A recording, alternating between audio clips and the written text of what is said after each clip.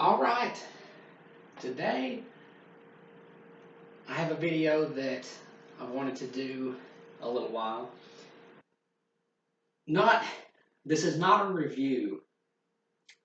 This is not a review of the book which you're seeing on the screen, which is Lightning by Dean Koontz. This is not a review of the book because I have not finished this book, nor will I probably ever. This is one of the few books that I have DNF'd without any intention of ever completing. I occasionally will DNF a book, but that's usually just because there's something else I want to read first. So I usually just put it on the shelf and come back to it later. This is a book that I call I DNF'd this with extreme prejudice, and I'm going to explain why. Because Lightning by Dean Koontz is a very good contender for the worst book that I've ever read or attempted to read. Because again, I've never finished it. I only got about a third of the way through it, 150 or 200 pages into it. I didn't complete it. I only got about a third, or maybe I don't think I got halfway. It's about a third through it. It was awful. It is truly one of the most genuinely awful books that I have ever read. And that's not a knock against. Well, it's kind of a knock against Dean Koontz. But Dean Koontz and I have a very unique relationship. I've read loads of his books, just like I have with Stephen King.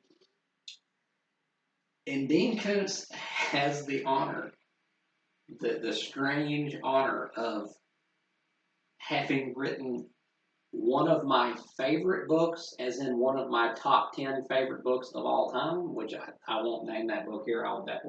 That will be in another video probably. But Dean Koontz has written one of my favorite books of all time. And he has also written one of the worst books I have ever read, one of my least favorite books of all time, which is the one you're seeing, which is Lightning. Now, Dean Koontz is not everybody's favorite author, and I completely understand because he does a lot of things wrong, especially in his more recent period. I might do a video, kind of an author profile on him, because he's gone through some definite stages in his career. And so I think I might like to do a video detailing his different shifts between the years over his career. But not going to do that here. What I'm talking about right now is why Lightning is one of the worst books I've ever attempted to read, and why I think you should also view it the same way. Now, like I was saying, Dean Koontz is not everybody's favorite author because he does a lot of things wrong. But this book in particular is generally regarded as one of his better books. It has an over a 4-star rating on Goodreads, I think, which shocks me that nobody else but me apparently sees the literal shit that is this book, because this book is awful. And like I said, this is not a review of the book. This is me giving an analysis of why Lightning by Dean Koontz can be used as a tool to learn how not to write a book. This is it. You can learn something out of any book, even if it's what not to do. And Lightning taught me a lot. Now you're going to say, "Oh, what about you? You've never written anything." Well, I have written a couple things, but obviously, obviously, I'm not at Dean Koontz's level. I mean, I'm just a hobby, toyed around with some things, but I'm not a professional author. Okay, I'm an accountant. That's my actual job, is accountancy. But I know what makes good writing And I know what makes bad writing. And Lightning is a genuinely, irredeemably awful book. Just it angers me. There is a seething fury within me just looking at the cover of this book because of how bad it is, and it baffles me how I'm apparently the only one that sees it. But if I have my way, I'm going to illustrate to you, dear viewer, why Lightning is possibly one of the worst books ever written. So let's get into it. I will only be I again I only read about a third of it, and I could take no more. But I had to resort to Wikipedia to actually learn how this book ends.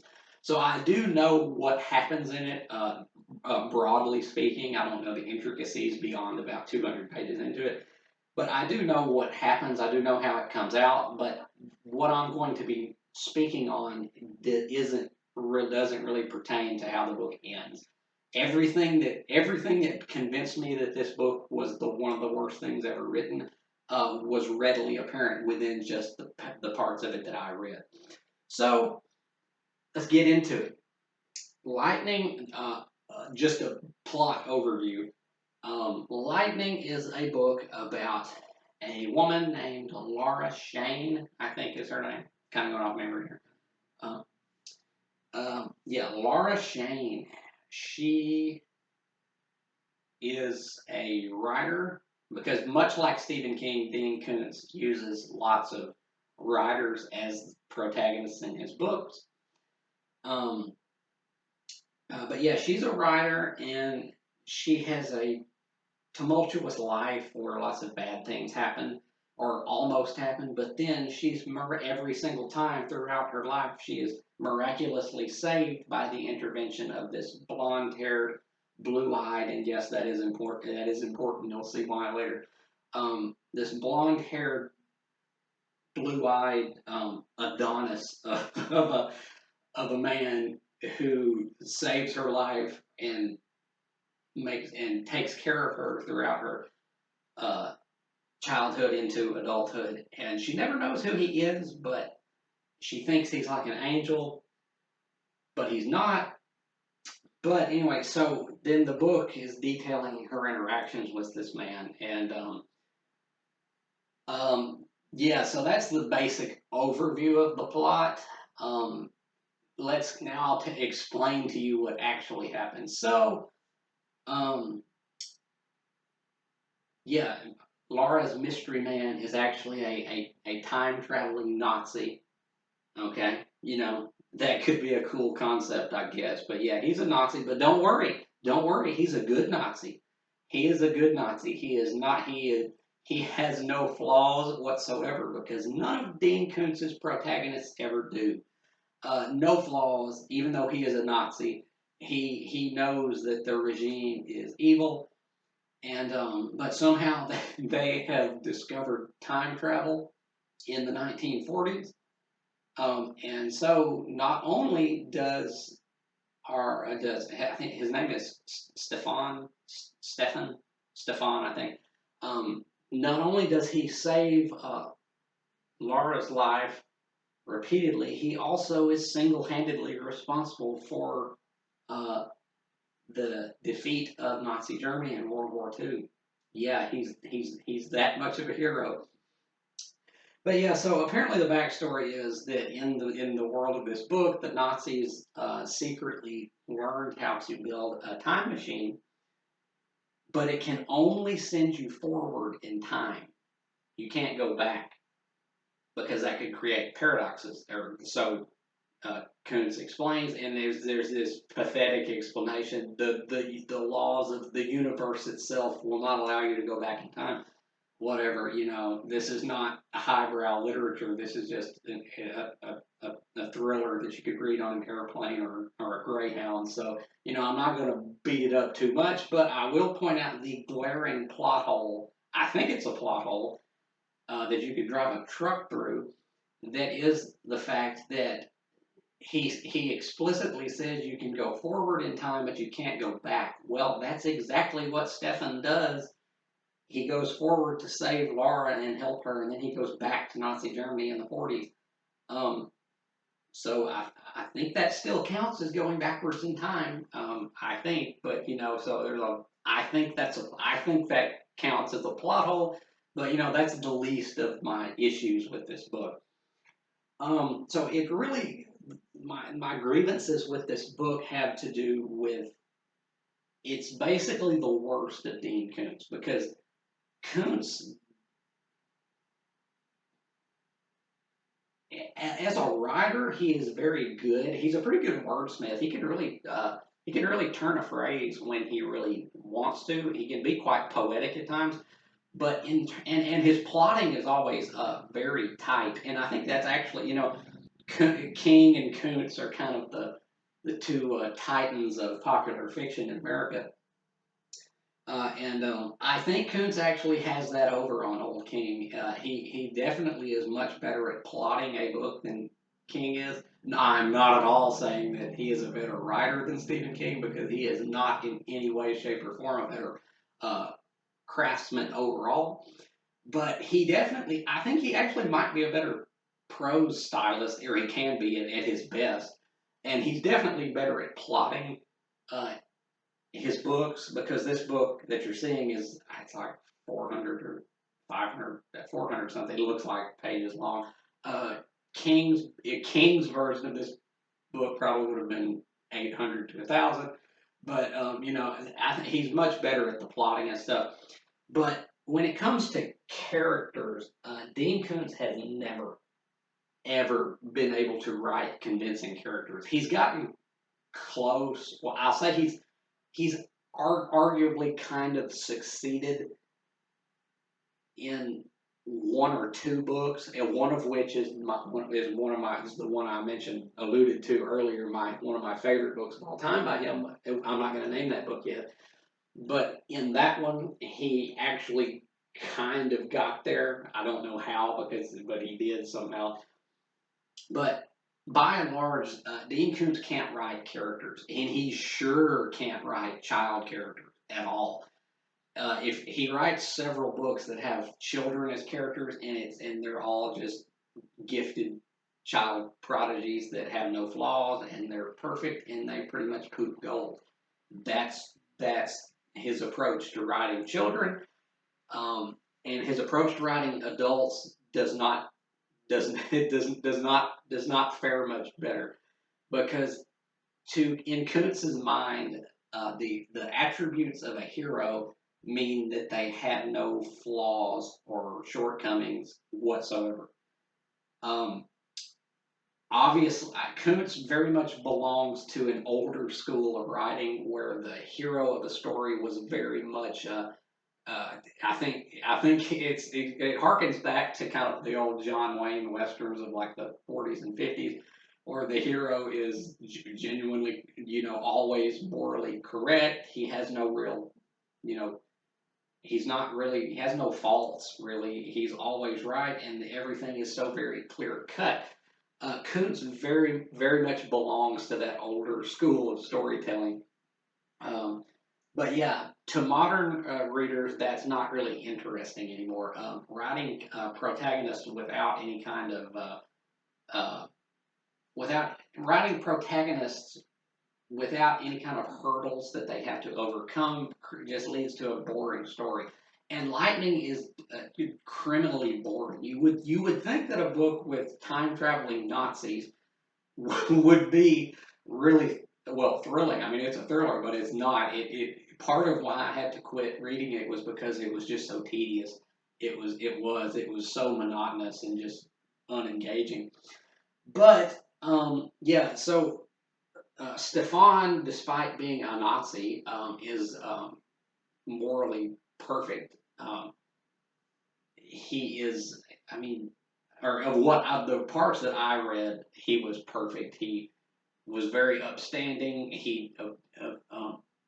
It didn't really touch on the politics of Nazism, but But yeah, he seemed to be much better than you think a typical Nazi would be. And Laura is um, takes that to a new level, to another level. She is so flawless. It's to even gaze upon her, you would probably go blind because she's written. And again, this is a fusion of Dean Koontz at his worst when it comes to writing children and when it comes to writing adults. Because the first long section of this book is told um, while Laura is a child through an adolescent, and then she becomes an adult later in the story. And yeah, so she, but well, let's back it up a little bit. Um, Dean Koontz has made no secret that he worships at the shrine of Charles Dickens because to him Charles Dickens was pretty much the greatest writer who ever lived, and Dean Koontz really aspires to be the modern inheritor of Charles Dickens' legacy. And I'm not going to go into it now, but I do not I do not hold Charles Dickens in any great regard. Um, as a writer, I think that A Tale of Two Cities and A Christmas Carol are two of the greatest books that have ever been written. But other than those two books, I do not ascribe a great deal of merit to his output. I don't. He's not. He was not much like just like Dean Koontz. He couldn't write characters. Um, and he was, and there was that. I think he was paid by the page back then, so the books got way longer than they needed to be. Um, which is kind of ironic that the guy who railed against greed in all of his books was paid by the page and so was motivated by greed to make the books as long as possible. But that's neither here nor there. Dean Koontz, like I said, he worships at the shrine of Charles Dickens. He tries to inject that same cloying sentimentality into his books and that maudlin just overly sweet tone to his books, and when he's at his best, it's bearable, but when he's at his worst, like in this thing, it's unbearable. It really is. But so I brought up the Charles Dickens point because I want to explain how Koontz writes Laura's character throughout this book. Much like Charles Dickens, Koontz confuses empathy and sympathy. Now, it's a very important distinction to know the meaning, to know the difference between those two terms. Empathy means that you share another person's emotions. It means you can see the world through their eyes and you can understand how they feel, and to an extent, you feel it too. This is what every author should aspire to: empathy. That is the cornerstone of good fiction is empathy. Do I understand this character on a fundamental level? Do I see things? Do I understand their viewpoints? And do I feel the same feelings that they do? That is empathy. Sympathy is one step above pity. And there is a sharp distinction between empathy and sympathy, because sympathy means I extend you my condolences, or you have my sympathies, as they say. But it's very close to pity, and neither Charles Dickens nor Dean Koontz really understands the difference between, or I don't think they do or did understand the difference between empathy and sympathy, because what lightning is 100% sympathy and 0% empathy. Much like Charles Dickens, instead of writing a rounded, psychologically complex character in Laura, what he does is in place of that, he substitutes one tragedy after another in trying to get the reader to feel sorry for her. That is the deal breaker. It's not, can I make them feel what she feels. It's, can I make them feel sorry for her? Can I make the reader feel sorry for her?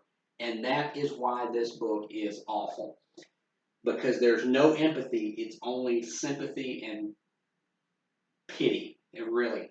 And pity towards Dean Koontz that he didn't understand not to do this. But so I'll explain what happened. So Laura is, the book opens with on the night Laura is actually born. Um, Her mother dies in childbirth. She doesn't have a mother growing up. Okay? Tragedy number one. She lives with her dad and they're kind of poor. Once again, Dickensian to a fault. They struggle with finances. Um, but of course, they're always chipper and optimistic. Their hearts never waver. So yeah, tragedy number two. That Sheila grows up without them. She grows up with her dad in kind of poverty. They're kind of poor, I think, if I remember correctly. Number three, when I think she's 8 or not. I think she's 8.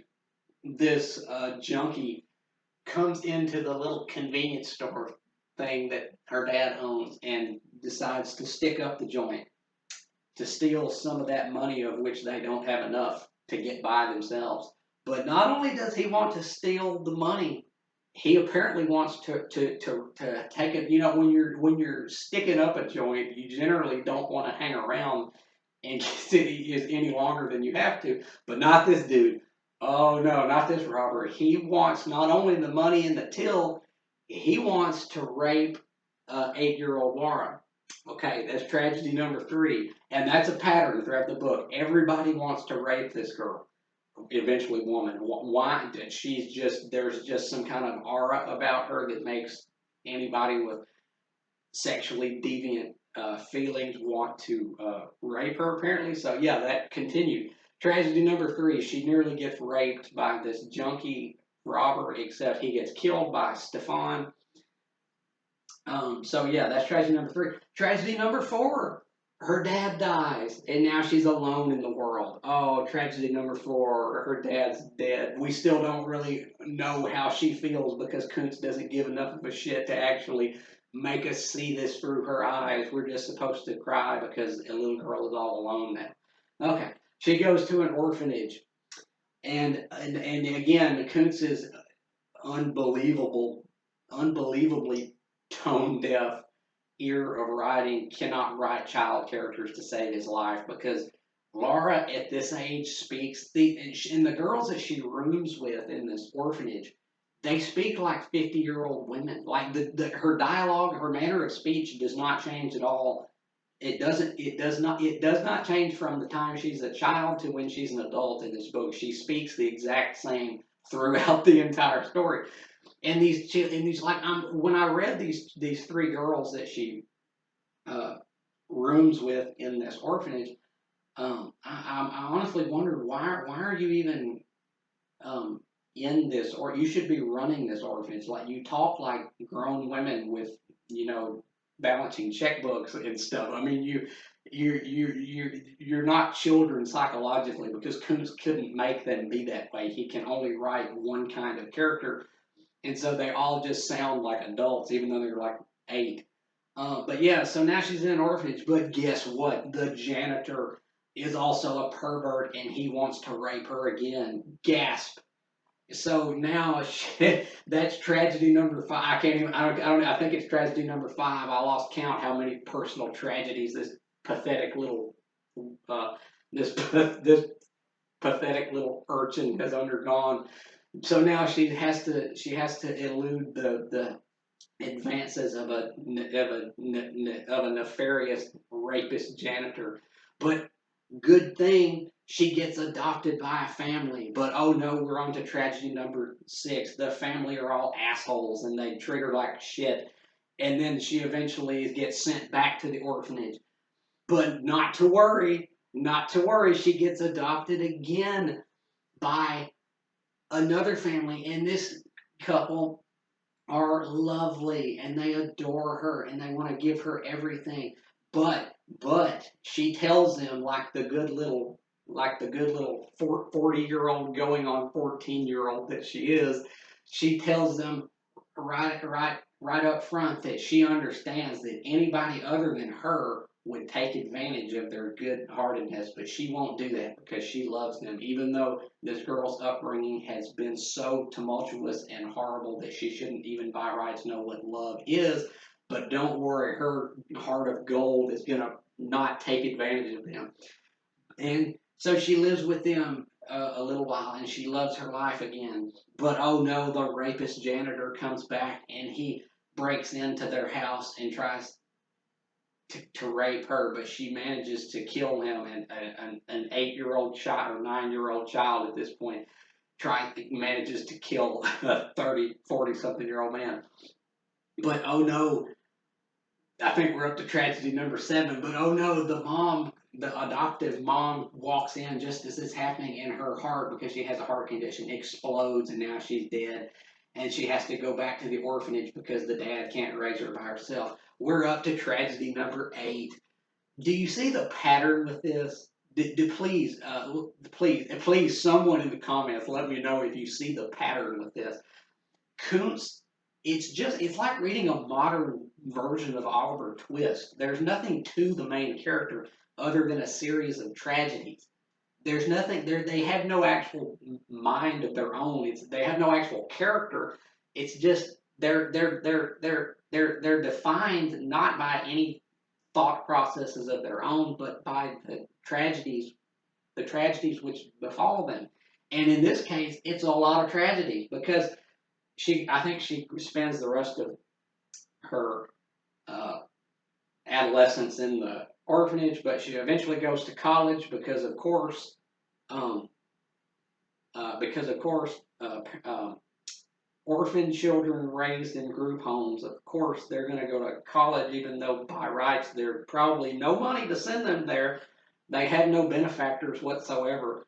Um, and not to mention, a lot of those kids in that scenarios have behavioral problems, but not Laura. Oh no, she's a saint. She has no problems at all. So she goes to college and she becomes a writer, majors in creative writing, and of course she's perfect at that, like she is with everything else. And she writes a novel. And then this kind of awkward Koontz is if there's something worse that if Koontz is worse at if there's something that Koontz is worse at than writing characters, it's writing romance. And then he introduces this romance into this book, and it's oh, oh gosh, is it bad? Like if you imagine the sickly sweetness of a Hallmark movie, and then you crank that up to 11, you might approach the levels of sticky gooiness that is the romance in Lightning. Her husband is like, of course, he's perfect too. I mean, he's an upstanding. He's tall. He's strong. Um, he's the definition of what a woman would want because not only is he tall and masculine, he's also very sensitive and he is a good listener. It's the perfect man. They're tall, they're strong, they're good looking, but they're also sensitive and kind and warm hearted. It's just every good quality that you could want in a man is he just hurls it into this guy. But he's a little socially awkward, so he doesn't really quite know how to approach her. But then eventually she approaches him, and they date, and they have just phenomenal sex. I think it says something like that. If the pattern of perfection with everything continues with that, and then they get married, and then she publishes a couple of novels which do amazingly well. They're loaded now. The tables have turned now. Her life was crap up until now, but now it's doing good. But then they want to start a family, so she has a baby. But oh no, it nearly killed her because she has the same kind of condition that her mother had that did kill her mother. So she can never have any other children except this one. But oh, her son Christopher, I think it is. He's perfect too, just like his parents. He's absolutely perfect. So now you have the perfect nuclear family of perfect dad, perfect mom, who are and perfect child, which are all impossibly beautiful and flawless in every way. So now I think we're up to tragedy number 9 or 10 because she can't have another kid and she nearly died. Oh no, I weep. So and this is about the point that I checked out of the book because I couldn't take anymore. It was nothing. It was at that point I thought I was being assaulted, literally assaulted by how bad this book is. Um, um, it truly was just an abysmal experience reading this or trying to read this book. But as I said, I had to resort to Wikipedia to learn how it all came out in order to create this video. And yeah, so Koontz makes it pretty clear that Stefan, the Nazi time traveler, is actually Laura's true soulmate. Dan or Danny, whatever her husband's name is he's a good guy and she loves him, but you know with a Dean Koontz book that she was not going to end up with him. So there's the bad Nazi sends some agents into the future to kill her. Why they have this problem with her, I don't really know because I never got that far. But anyway, so now she is the target of the Third Reich, and some Nazis are trying to kill her.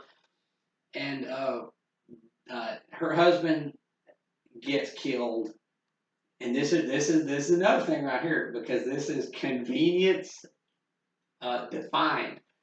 You know that she's going to end up with Stefan at the beginning of this book. There's no other way because he's even though Dan was handsome, Stefan, that's why I called him an Adonis because he looks like a Greek god.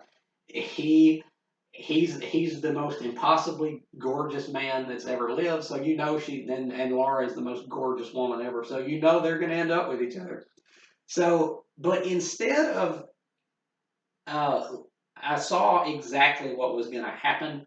I knew I didn't even get to that part, and I knew what was going to happen. Dan was going to die. I knew it. I called it immediately. I didn't even get there, and then when I read the summary, when I read the plot summary on Wikipedia, I was like, "Yep, call it. Dan dies," because Koontz, you couldn't give us a love triangle or have her having to choose between two nearly equally perfect men. Oh, you couldn't do that. And oh, heaven forbid you give us a non traditional relationship, a polyandrous relationship. Oh, you don't want to give us that. No, you want this to be, and you don't even want her to have to leave Dan to be with Stefan because, of course, her character is too perfect to do that. So you did the most chump. You took the chump's way out and you just killed Dan just to get him off the table so she could go with Stefan. And Koontz, Koontsy, baby. No, no, Koontz. No, that is the piece de resistance of why this book is awful because it's oddly like reading a fairy tale. It's oddly like that. I mean, it's so it's something that as an adult you can't honestly take seriously. You honestly can't. The way that this book comes out, and yeah, the end, not the end, just to go ahead and jump to the end of the plot.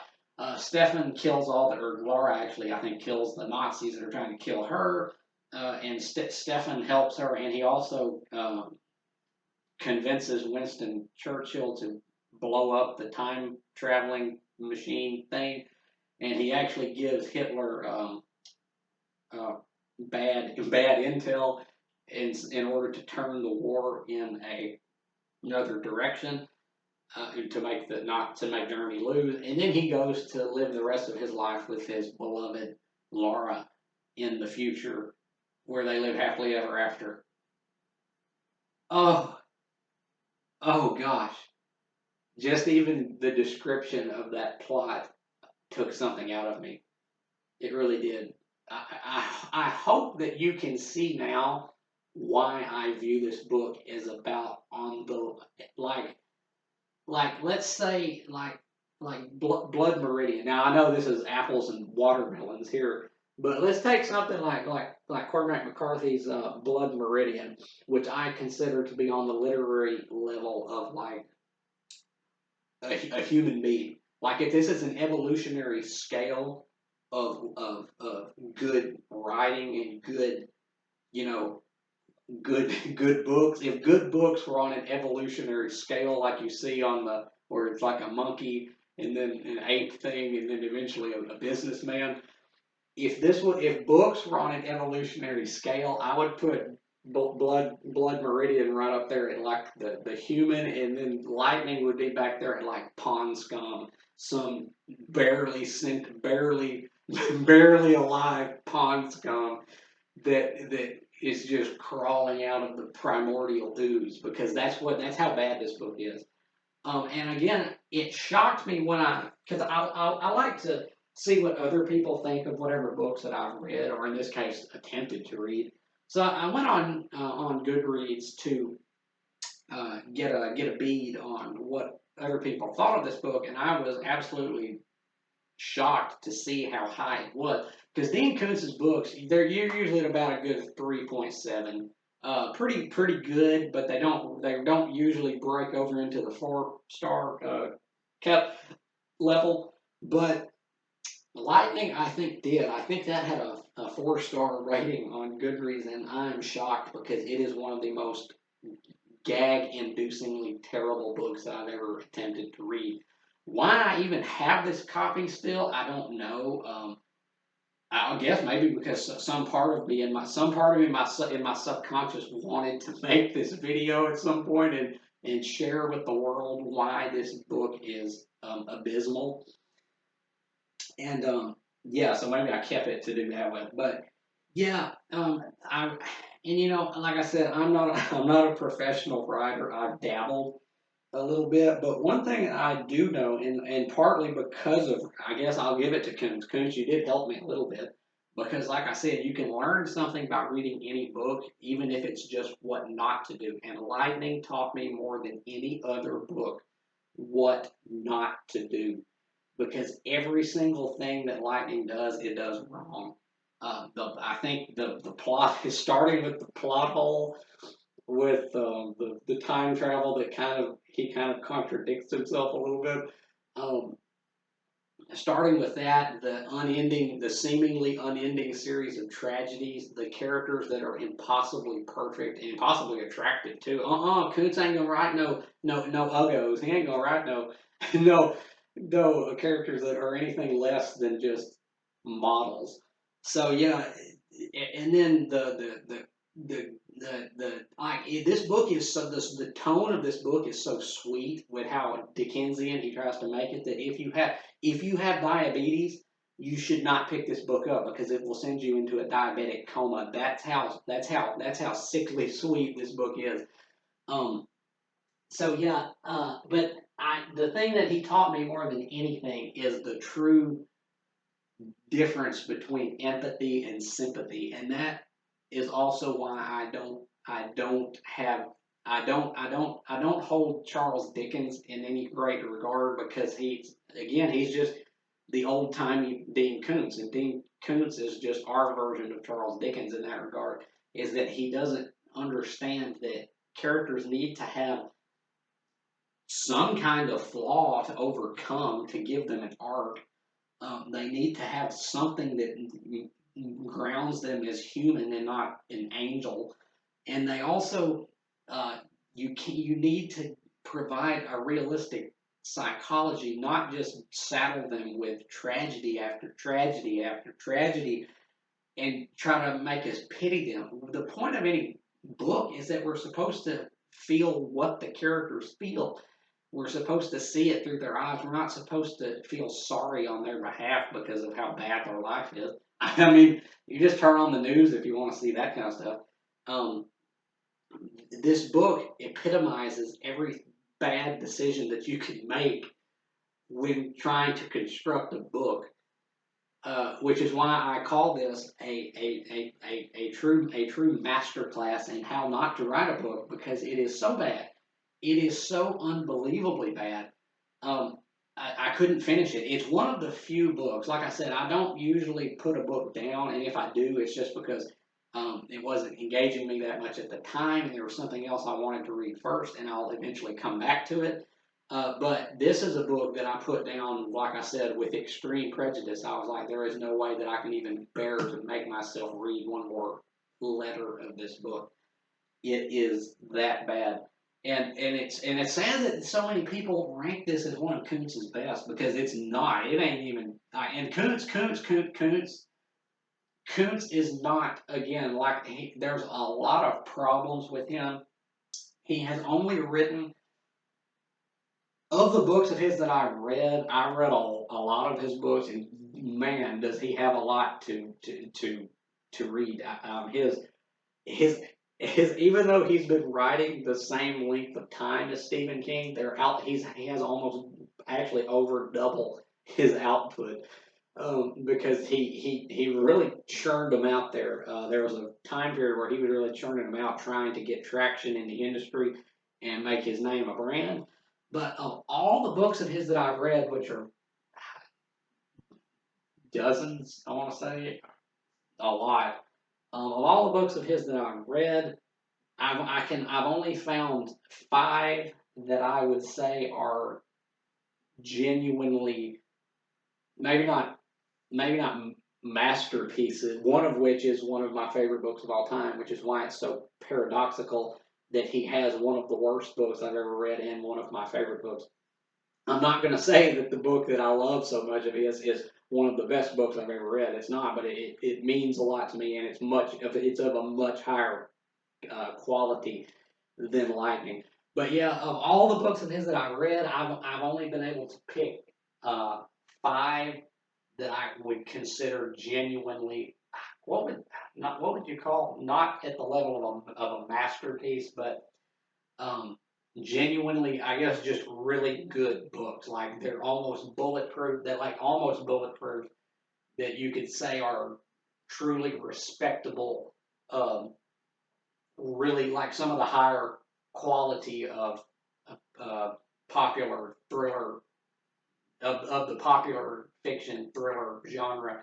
There's only 5 of his books that I've ever read that I would genuinely champion as really good books.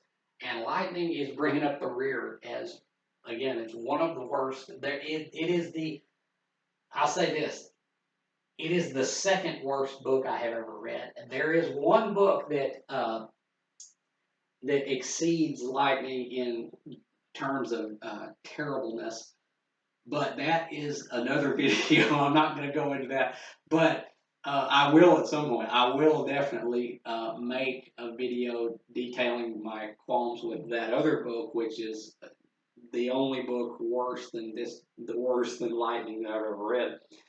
But yeah, so I hope that this has been kind of an enlightening video. If you're interested in, and Koontz in the world of writing, Koontz is a superstar, and I'm at the level of that crazy guy holding the sign on the sidewalk that says the end is nigh. Because I've just dabbled, I've just written a couple things, but um, I do like to think I do like to think that what I have written is of higher quality at least than this, because this there I don't think you can get worse than this unless you just don't proofread and you just have grammatical errors or plot holes bigger than the one that's in this, or just you don't spell things right or something like that. Unless you just don't put any effort into it at all. Like this was a book that Dean Koontz put effort into, and that's why it's so shocking how bad it really is. Um, it's an anomaly. It's just a book that I just came across, and I was just appalled at how poor this is, and I'm appalled at how well other people seem to regard it. But again, I hope this has been an enlightening video. And again, I'm not by any means an expert in I'm not an expert in the field of writing, but I do know what makes good writing, and I do know what makes bad writing. And Lightning is bad writing start to finish. It absolutely is. So I hope that I have elucidated my viewpoint regarding this book clearly enough so that you can comprehend why this book is the second worst book that I've ever read. And I hope that if any of you out there have any aspirations to write or tell stories of your own, that you will look at this book or look at least at this video as a guide of what not to do when you set about doing that. So once again, until next time, I will leave you. Peace.